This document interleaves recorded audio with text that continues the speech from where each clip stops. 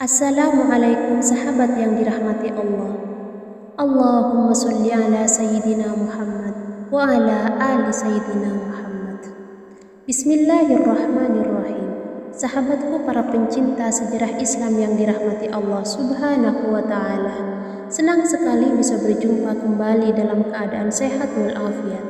Semoga dengan menyimak video ini senantiasa Allah memberikan rahmat dalam kesehatan, berkah umur dan bahagia. Semoga rizki yang sulit dimudahkan, yang sakit diberikan kesembuhan, dan yang sedang mumet diberikan kemudahan. Amin. Allahumma amin. Pembahasan di pagi hari ini kita akan membahas masih bicara tentang qasasul anbiya, kisah-kisah para nabi. Dan di pagi ini kita akan mengkisahkan seorang nabi yang banyak ujian dari Allah Azza wa Jalla, sampai-sampai mendapatkan gelar Imamus Sabirin, imamnya orang-orang yang hendak mencontoh kesabaran. Bahkan nabi ini menjadi sebuah risalah bagi siapapun yang ditimpa musibah berupa kematian anak-anaknya. Juga risalah kepada orang-orang yang dibangkrutkan seluruh usahanya. Dan juga risalah kepada orang-orang yang ditimpakan penyakit kepadanya. Bahkan juga risalah kepada orang-orang yang dijauhi manusia karena dibuli. Dan juga risalah kepada siapapun yang ditimpa musibah. Dialah Nabiullah Ayyub alaihi salatu wassalam. Nabi Ayyub alaihi salatu wassalam disebutkan dalam Al-Quran itu 4 kali. Pertama dalam surah An-Nisa 163, Al-An'am 84, Al-Anbiya 83, dan Suratul Sad 41. Ma'asyiral muslimin yang dimuliakan Allah subhanahu wa ta'ala, sebelum saya kisahkan tentang ujian yang Allah berikan kepada Ayyub, saya akan jelaskan dulu sedikit biografi Ayyub alaihi salatu wassalam. Siapa Ayyub itu? Kita tahu bahwa Nabiullah Ibrahim alaihi salatu wassalam dianugerahi 2 putra dan dua-duanya menjadi nabi. Pertama Ismail, yang kedua Ishak. Dari Ishak inilah lahir anak kembar. Pertama Al-Is, yang kemudian melahirkan bangsa Romawi atau disebut dengan Bani Asfar. Dan yang kedua Ya'qub, atau dikenal dengan Israel. Jadi Is itu melahirkan orang-orang Romawi. Kalau hari ini kita sebut Romawi berarti Nasrani Eropa. Tetapi Ya'qub Israel, sehingga turunannya disebut Bani Israel. Lah Nabiullah Ayyub alaihi salatu wassalam ini keturunan bangsa Romawi, karena nasabnya sampai kepada Al-Is ibn Ishaq ibn Ibrahim alaihi salatu wassalam. Dan itu yang masyhur disebutkan oleh para ulama. Sebenarnya kisah Nabi Ayyub itu masyhur, terutama muamalah beliau dengan istrinya, dan bagaimana kesabaran istrinya ketika merawat Ayyub ketika sakit. Anehnya Al-Quran tidak menceritakan. Al-Quran itu hanya menceritakan secara global saja tentang kisah Nabi Ayyub. Justru hadis-hadis Nabi SAW yang banyak menceritakan tentang kisah Nabiullah Ayyub alaihi salatu wassalam.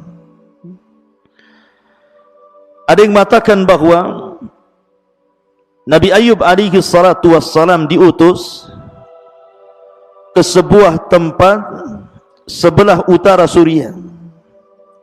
Daerahnya disebut Huran. Disitulah Nabi Ayub alaihi salatu wassalam hidup di negeri Rum.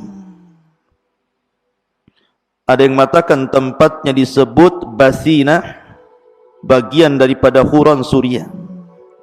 Disitulah Ayub diutus oleh Allah Azza wa Jalla untuk mendakwahkan tauhid. Baik, kita akan baca beberapa ayat Al-Quran tentang kisah Ayub ini.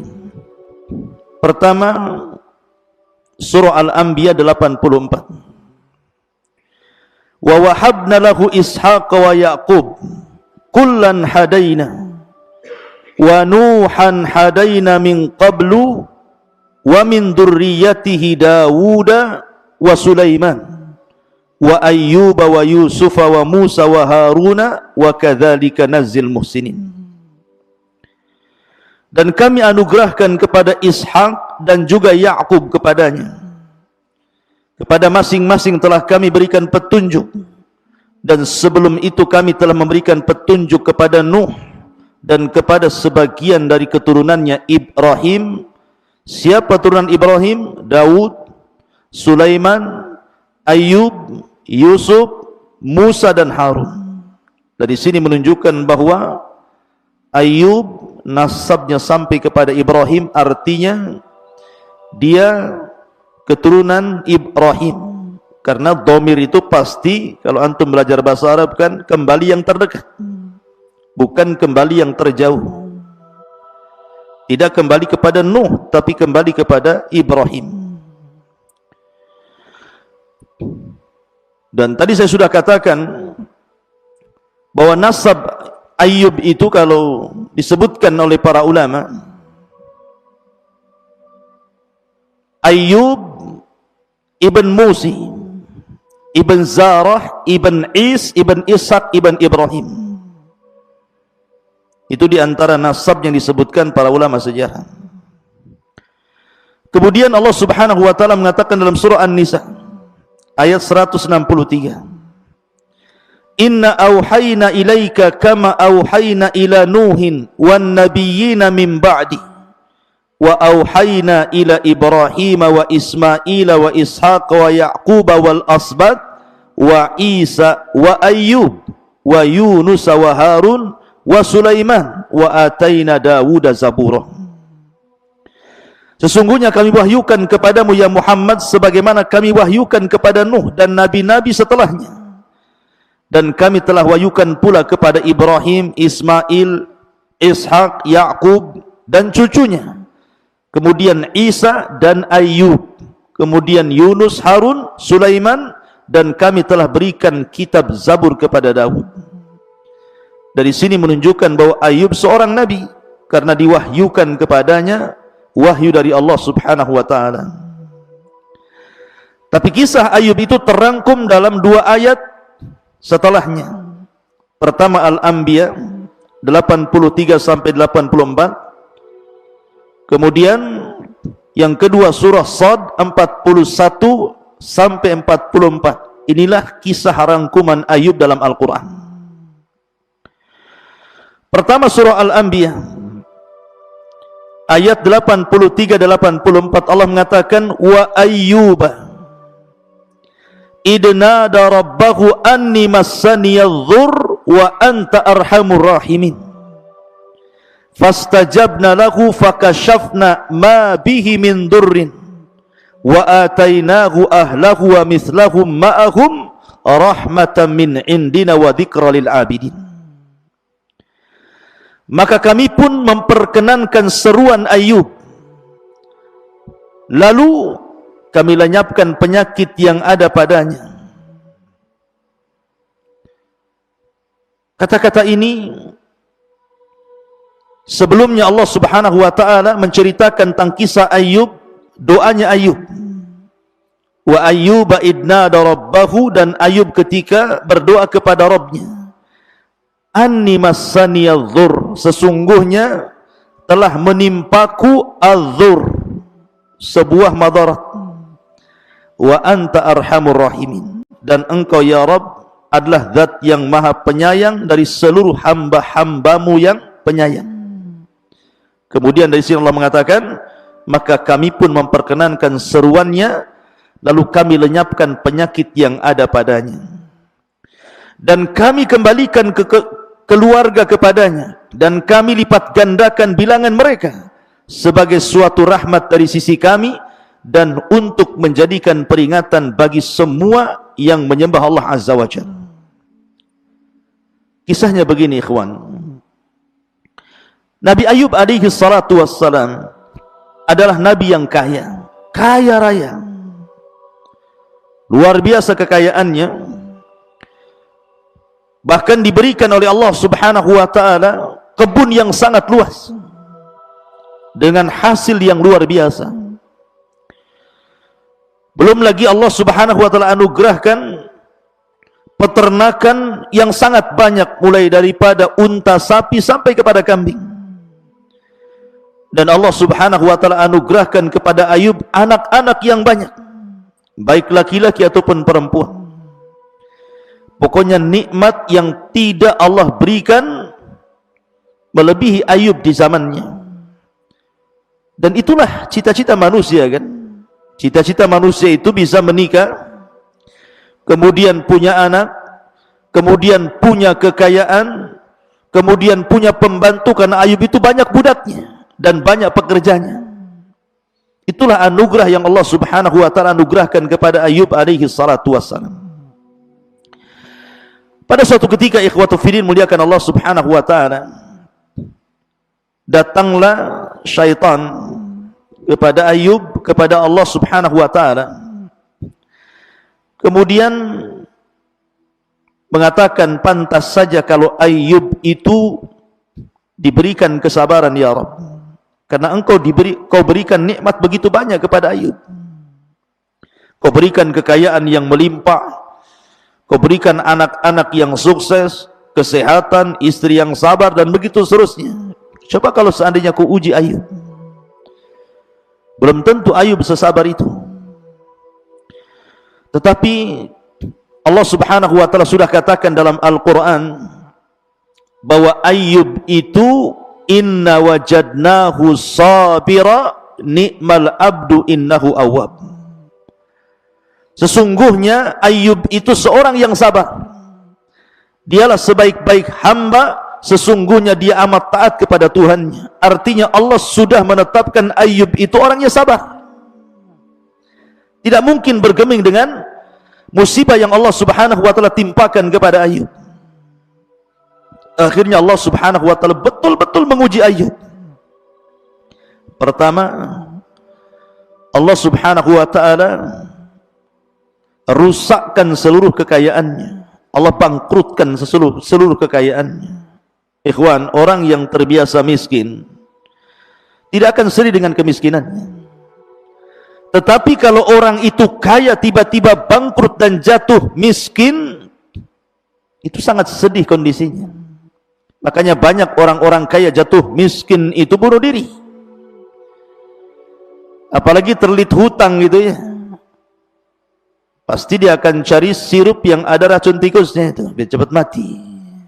Ada orang yang tidak sabar, akhirnya gantung diri kan itu. Karena orang yang pernah kaya kemudian miskin itu kondisinya berbeda dengan orang yang terbiasa dengan miskin.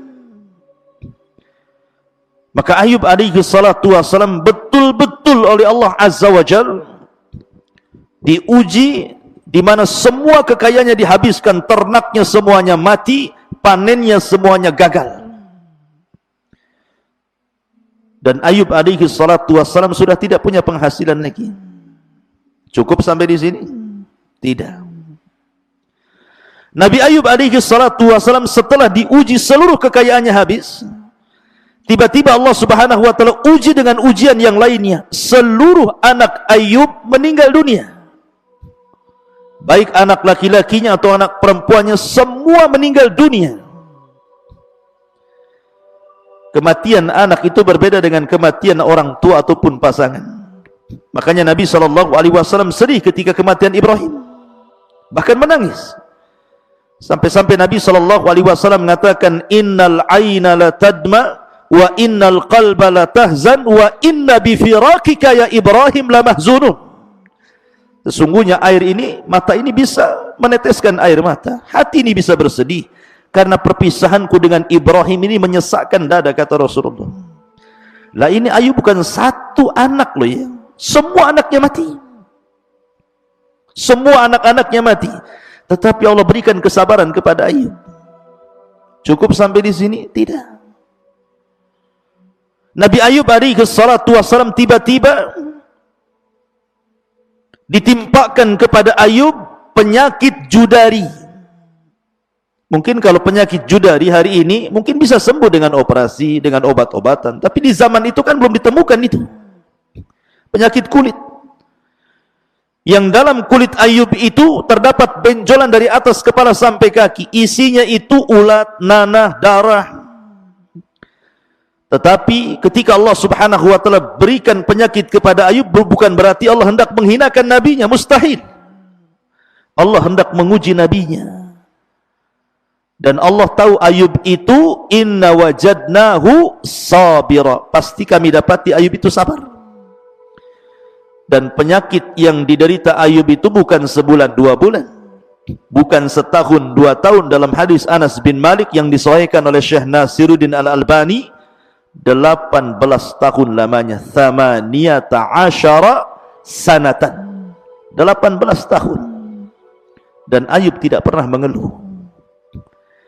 Orang sekarang baru ditimpa musibah sebentar saja mengeluh. Bukan mengeluh kepada Allah, nulis status. Kepala saya pusing, kepala saya putar-putar, vertigo, atau orang Padang bilang percie gitu. Jadi Nabi Ayub itu 18 tahun itu luar biasa tuh. Bayangkan ditimpa musibah. 18 tahun itu bukan sebentar, tapi tidak keluar dari lisan Ayub.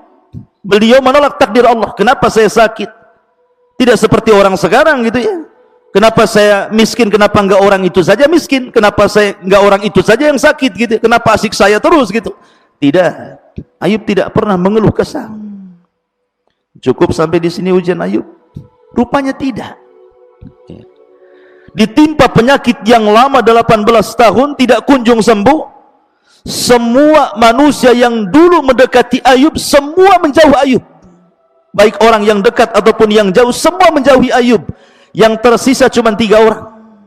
Istrinya yang sabar, kemudian 2 temannya, yang lainnya tidak berani datang kepada Ayub karena takut tertular penyakitnya. Cukup sampai di sini? Tidak rupanya. Syaitan datang memberikan was-was. Sebagaimana Nabi Adam alaihi salatu wassalam keluar dari sorga karena was-was syaitan, setan datang kepada Ayub memberikan was-was. Ayub, kau seorang nabi loh. Kau seorang nabi.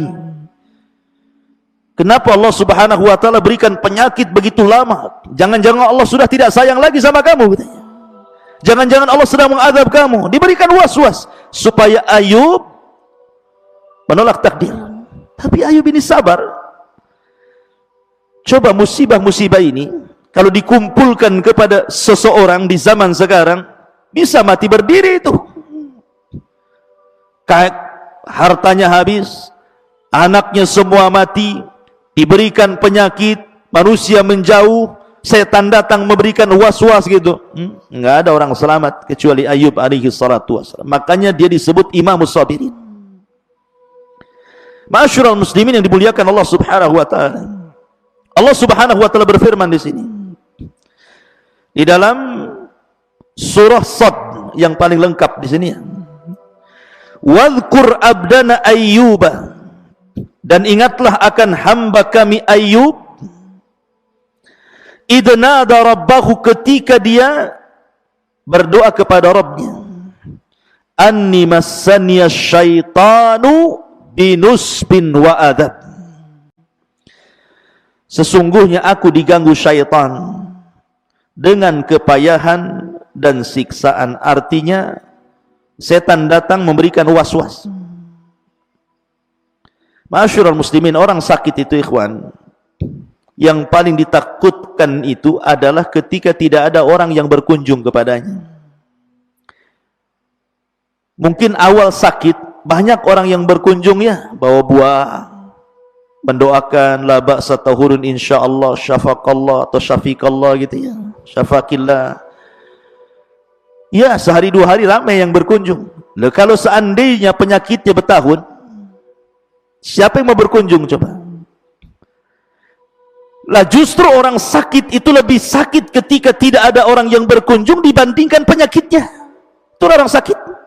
Nanti antum akan merasakan, mudah-mudahan enggak kena sakit. Kalau seandainya sakit, lebih sakit tidak dikunjungi orang dibandingkan sakitnya sendiri, itulah orang sakit, tabiatnya orang sakit seperti itu. Lah Ayub itu seperti itu, dijauhi dan diganggu syaitan. Setanlah yang meniupkan ke badan Ayub sehingga kemudian datang penyakit. Akhirnya penyakit ini bukan hanya Ayub tidak bisa bergerak sehingga harus dipapah oleh istrinya ke sana kemari, manusia menjauh darinya.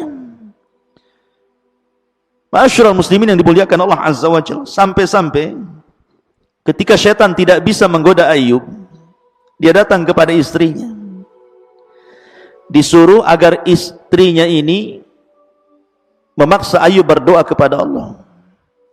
Dia datang kepada Ayub istrinya dan mengatakan, ya Ayub, anta nabiullah. Wahai Ayub, kau ini nabi Allah. Lau da'auta rabbaka fa innahu sayastajibu lak. Ya Ayub, kalau engkau berdoa kepada Allah, mintalah kesembuhan, mintalah agar kekayaannya dibalikan, mintalah agar keturunan kita kemudian dianugerahkan. Engkau kan seorang nabi. Istrinya yang memaksa. Tapi lihat jawaban Ayub. Dia tidak terpengaruh dengan ucapan istrinya. Dia hanya berfikir dan mengatakan kepada istrinya, baik, sudah berapa lama Allah berikan anugerah nikmat kepadaku dan kepadamu selama kami berumah tangga ini? Berapa tahun? Wa nahnu fi mu'afan, dan kami diberikan kesehatan dan kemakmuran hidup berapa tahun coba? Kata istrinya mengatakan, sab'ina sanatan. Dalam riwayat thamanina sanatan, 70 tahun wahai suamiku. Dalam riwayat 80 tahun wahai suamiku. Kemudian kata Ayub, lalu sudah berapa lama Allah uji saya? Uji kita ini sudah berapa lama? 18 tahun wahai suamiku. Kata Nabi Ayub, imbang tidak tuh? Allah sudah menganugerahkan harta, kenikmatan, kesehatan dan nikmat-nikmat yang lain selama 80 tahun atau 70 tahun, sementara Allah baru menguji 18 tahun. Tidak imbang. Biarkan ujian ini sebagaimana Allah berikan nikmat kepada kita.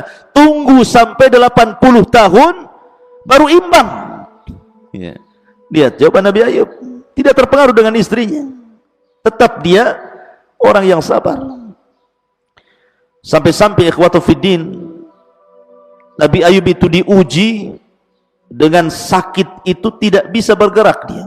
Kakinya pun tidak bisa bergerak. Sampai-sampai kalau dia ke kamar mandi itu digendong sama istrinya. Makanya antum nanti cari istri yang sayang dengan antum. Jangan pula ada uang abang sayang gitu ya. Tak ada uang ku tendang kau katanya. Bukan begitu. Karena banyak orang-orang di zaman sekarang yang istri-istri itu tidak punya akidah, tidak punya akhlak dan adab. Ketika suaminya sakit minta cerai pula dia. Soal adab. Lihat istri Ayub ini contoh dari seluruh istri-istri dunia. Dia tetap merawat Ayub. Kenapa? Al jaza min jinsil amal. Jazaul ihsan ilal ihsan. Balasan yang baik itu diberikan dengan kebaikan. Istrinya tahu dia sudah hidup kaya dengan Ayub, diberikan kesehatan, kemakmuran, senang 80 tahun lamanya. Sehingga ketika suaminya sakit, dia teringat dengan kebaikan Ayub, dia tidak mau meninggalkan Ayub. Dia rawat Ayub itu luar biasa. Bahkan yang mencari nafkah selama 18 tahun itu istrinya. Dan kata para ulama, ketika seorang suami sakit kemudian istri mencari nafkah, maka istri dapat 2 pahala. Pertama, pahala berbakti kepada suami, yang kedua pahala sedekah kepada suaminya. Tapi di zaman sekarang aneh, istrinya suruh kerja, suaminya tak sakit. Suaminya yang cuci piring, yang ngepel, nyusuin anak, kayak punya susu saja dia. Ya. Jadi boleh istri mencari kerja di luar kalau kondisinya seperti Ayub, sakit, terpaksa, dan itu lebih sakit bagi manusia. Kan lebih sakit tuh, penyakitnya mungkin tidak seberapa sakit, tapi lebih sakit ketika bagi seorang suami yang berakal, ya, maksudnya bagi seorang suami yang berakal, ya, bukan suami yang gila, ya.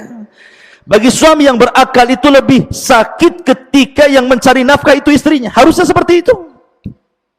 Jadi Ayub itu sudah sakit, makin sakit lagi. Karena seharian tidak melihat istrinya.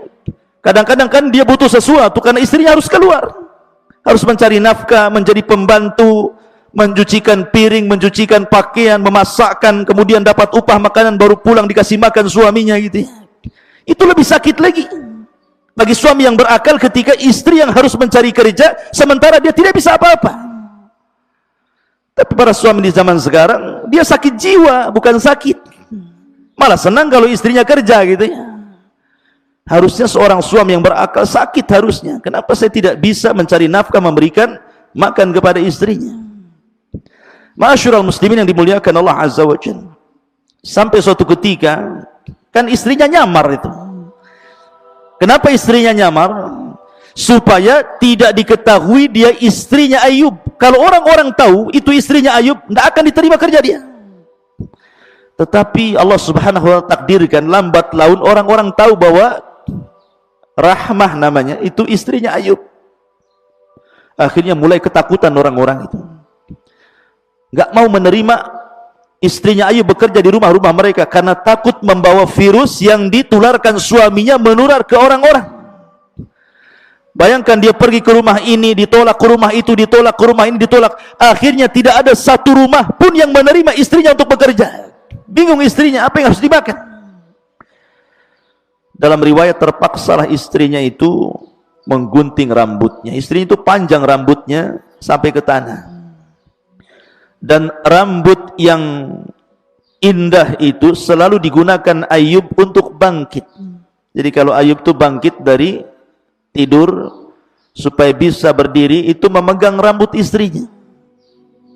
Tiba-tiba rambut itu dipotong, kemudian dijual ke salah satu anak daripada orang kaya. Karena di zaman dulu rambut itu kan berharga, makanya banyak salon-salon rambut apabila motong rambut itu tidak dibuang tuh, dijual kan gitu, ya.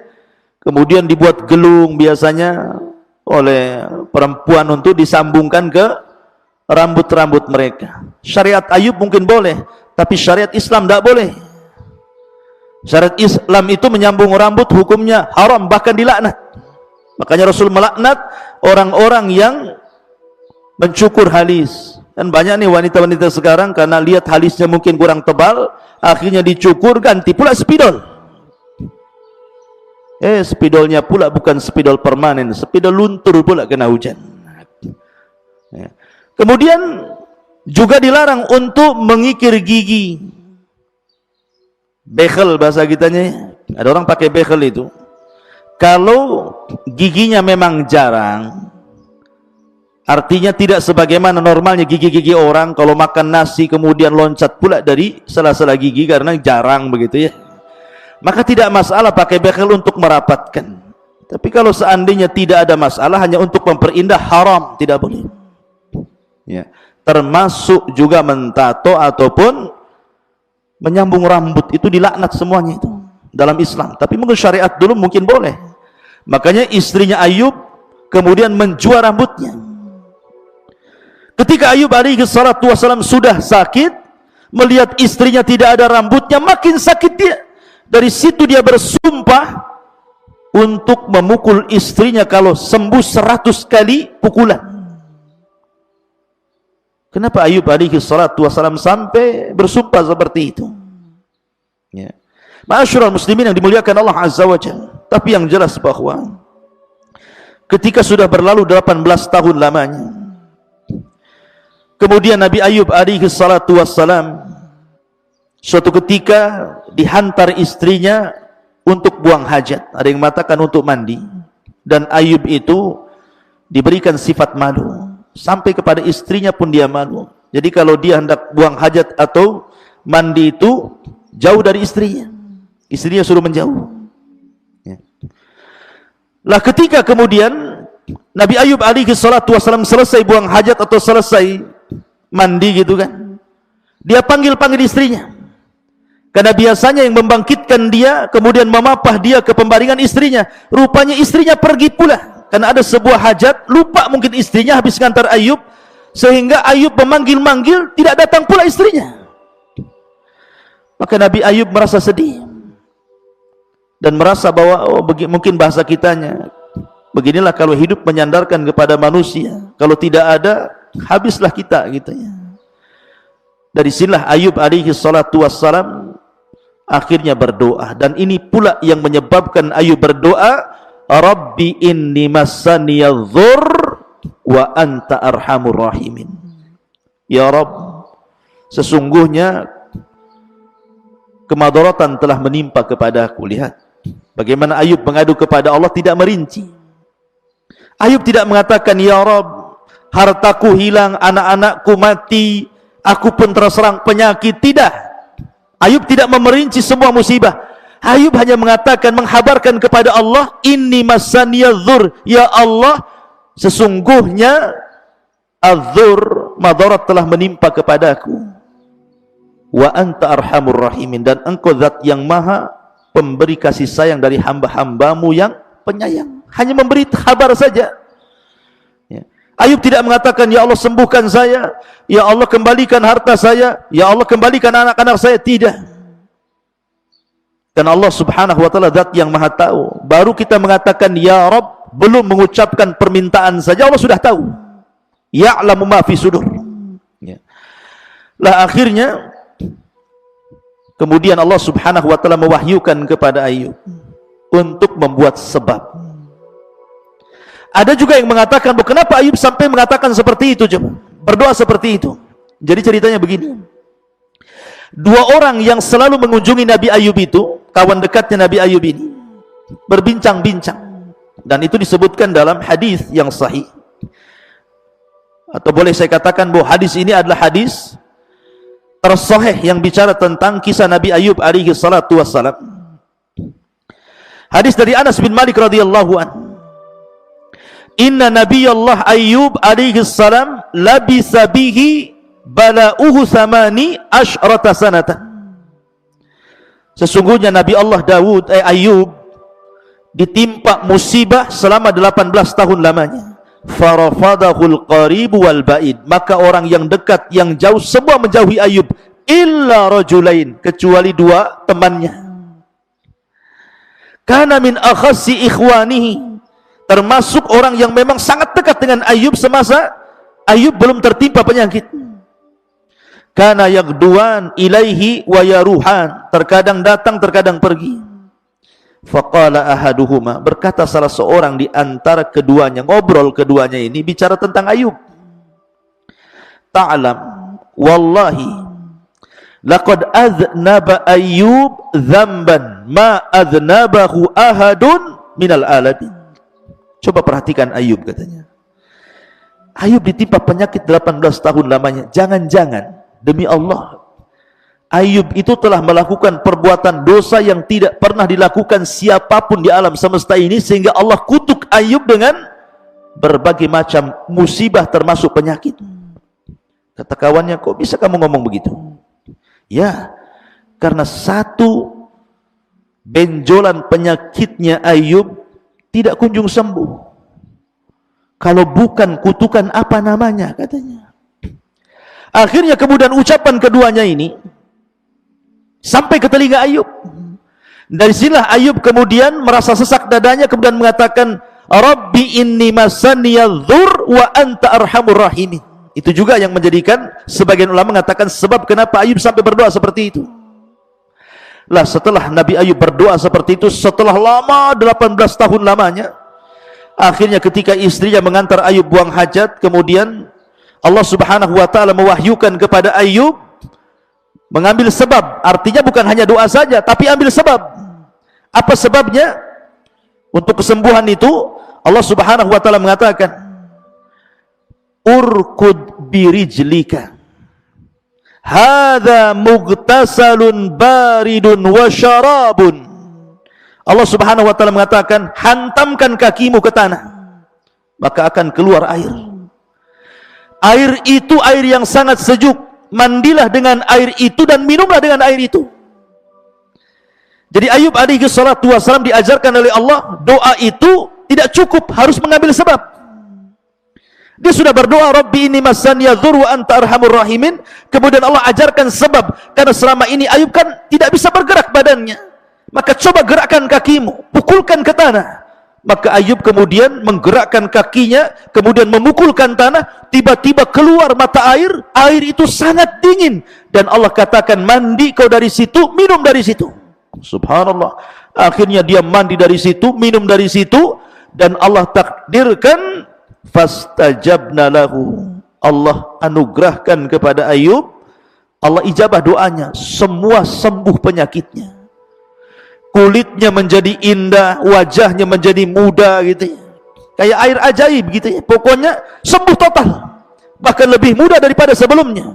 Lebih indah daripada sebelumnya, lebih tampan daripada sebelumnya. Sehingga ketika kemudian istrinya datang, kemudian Ayub mencari-cari istrinya, berjumpalah papasan di jalan.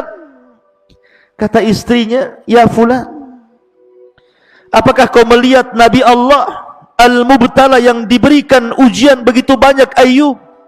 Di mana dia? Katanya. Aku sudah mencari ke sana kemari, tidak ada. Tapi kata istrinya, sepertinya suamiku mirip dengan kamu di waktu muda, katanya. Kata Ayub alaihi salatu wassalam, ana Ayub, saya Ayub. Subhanallah ya, saya Ayub. Maka ketika dia mengatakan ana Ayub, saya Ayub, istrinya terperanjat gitu kan, karena Allah sudah anugerahkan kesembuhan.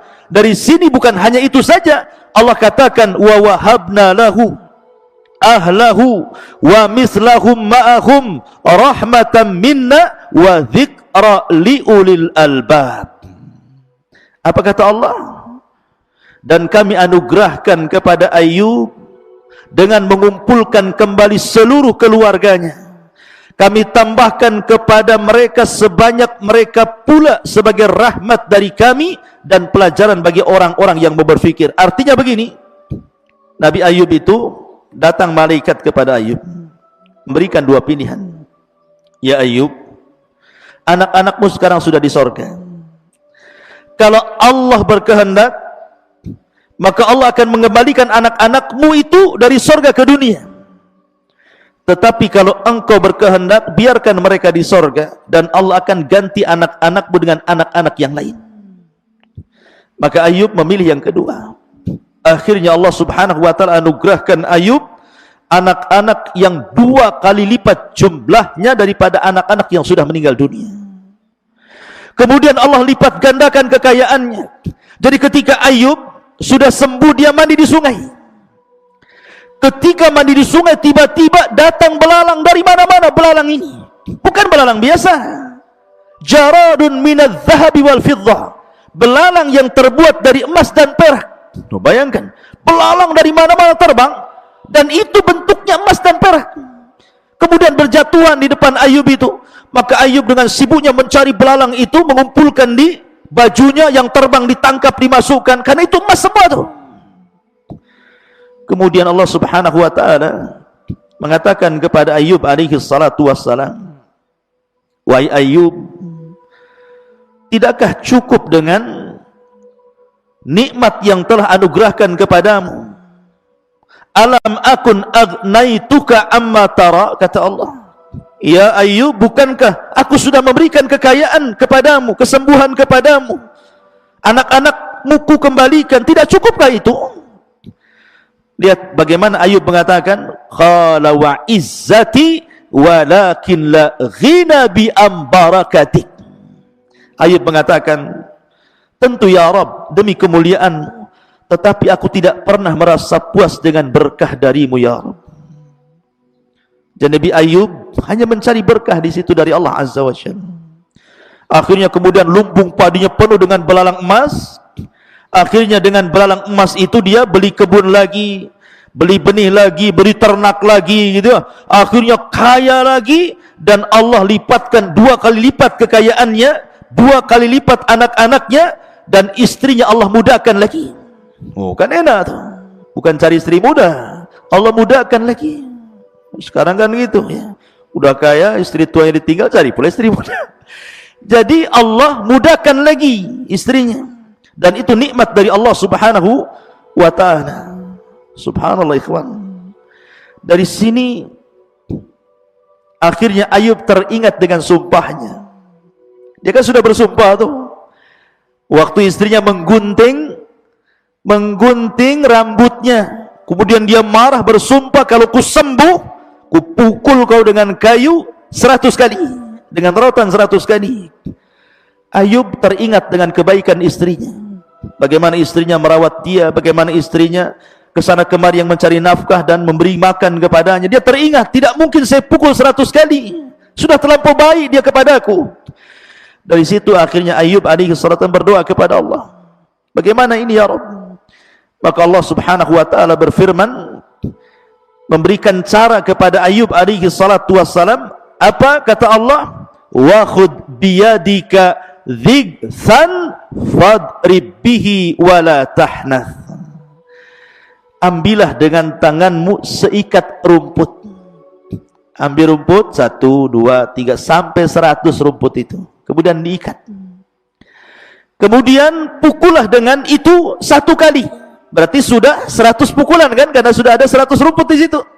Jadi sekali pukulan sudah mewakili 100 kali rotan gitu ya. Dan janganlah kamu melanggar sumpah. Kenapa Allah mengatakan jangan melanggar sumpah? Salah satu akhlak Nabi Ayub itu ikhwan, kalau dia ke pasar, gitu kan, kemudian di pasar ada orang yang bertengkar, kemudian masing-masing mengatakan wallahi, wallahi, kan biasa orang bertengkar itu kan suka sumpah tuh, orang pasar biasa bersumpah-sumpah itu, wallahi, wallahi. Maka Ayub alaihi salatu wassalam kalau pulang, maka dia akan membayarkan kafarah sumpah-sumpah mereka itu. Karena Ayub tidak mau ada yang bersumpah karena Allah untuk kebatilan. Makanya kemudian dia suka membayarkan kafarah orang yang bersumpah. Itu salah satu akhlaknya Ayub. Makanya Allah mengatakan wala tahnas. Ya. Masyarul muslimin yang dimuliakan Allah Azza wa Jalla, maka setelah kemudian dipukulkan kepada istrinya sekali pukulan, maka begitulah cara kafarah sumpahnya Ayub, karena melihat sayangnya istri kepadanya di waktu Nabi Ayub sedang sakit. Dan itu bentuk kasih sayang suami kepada istri. Di sini ada pelajaran ikhwan. Dalam kisah Ayub ini apa pelajarannya? Pelajarannya kita dituntut sabar. Sabar ini penting. Lalu apa yang bisa menyebabkan orang itu sabar? Orang itu kan susah. Baru 1 anak mati saja kadang-kadang orang sudah tidak bisa tidur, tidak bisa ibadah, stres macam-macam. Baru dompetnya hilang saja ke kiamat besar. Ada tuh ya, hilang dompet, kayak kiamat saja tuh. Padahal rumahnya belum hilang tuh, baru dompetnya saja. Ya Ustaz, di situ rekening isinya 1 miliar katanya kan. Makanya kayak kiamat kan gitu. Ya. Kadang-kadang baru kemudian ditinggal istrinya saja stres dia. Padahal dia bisa cari istri lain kan, saking cintanya. Kadang-kadang baru dikasih penyakit sedikit saja, udah ngomel-ngomel. Ada orang yang tidak sabar gitu ya. Lalu bagaimana caranya biar orang itu sabar? Kata para ulama, lakukan 5 atau 6 perkara. Kalau Anda yang sekarang ditimpa musibah, kesehatan Anda diuji sehingga sakit, ekonomi Anda diuji sehingga fakir, kemudian keluarga Anda diuji sehingga satu persatu meninggal, usaha Anda diuji, macam-macam ujian Allah timpakan, maka kita disuruh bersabar. Lah bagaimana cara sabarnya menghadapi ujian itu? Kata para ulama, lakukan 6 hal. Pertama, lihat kisah-kisah para nabi dalam Al-Quran. Kalau seandainya anak Anda meninggal, lihat Nabi Ayub, semua anaknya meninggal. Kalau Anda pernah bangkrut, semua kekayaan Ayub bangkrut. Kalau anda ditimpa penyakit, Ayub juga ditimpa penyakit. Rasul pun sama. Lihat para nabi. Makanya Allah mengatakan kepada Rasul, isbir kama sabara ulul azmi minar rusul. Sabar kau Muhammad. Lihat para ulul azmi itu telah sabar sebelumnya. Yang kedua, apapun musibah yang menimpa antum, itu sudah dicatat sebelum Allah menciptakan langit dan bumi. Bi khamsina alfasana. 50.000 tahun sebelum Allah menciptakan langit dan bumi, musibah yang Allah akan timpakan kepada kita itu sudah dicatat di Lauhil Mahfuz. Artinya ini sudah takdir Allah. Terimalah takdir Allah. Yang ketiga, lihatlah kepada orang yang lebih parah musibahnya. Ungduru ila man huwa asfala minkum wala tangduru ila man huwa fawqakum fahuwa ajdar alla tajr nikmatullah. Lihat ke yang bawah, jangan lihat ke atas. Capek. Ya. Kalau seandainya anda kemudian ditimpa kolab usahanya, ada yang lebih kolab daripada anda. Kalau seandainya anda ditimpa penyakit, tetangga kemarin mati. Nah itu ya. Jadi lihat kepada yang lebih parah.